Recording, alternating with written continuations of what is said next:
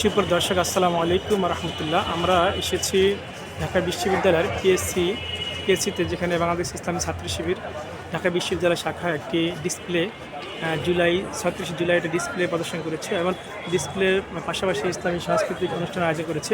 এখানে ডিসপ্লে লেখা আছে, যারা বেগম খালেদা জিয়া যে একটি কমেন্ট করেছিলেন, সেই কমেন্টে আমরা পড়ে শোনাচ্ছি।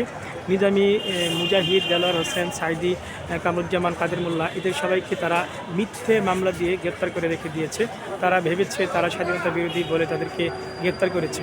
আমি বলতে চাই, আজকে তারা যে অবস্থা করেছে গোপন চুক্তি করে, স্বাধীনতার পরেও যে গোপন চুক্তি করেছে, স্বাধীনতা বিরোধী শক্তি হলো এই আওয়ামী লীগ, হলো স্বাধীনতা বিরোধী শক্তি, দেশের বিরোধী শক্তি হলো এই আওয়ামী লীগ। তাই আগে তাদেরকে আগে ব্যবস্থা করতে হবে, তবেই এই দেশ নিরাপদ হবে, স্বাধীন হবে।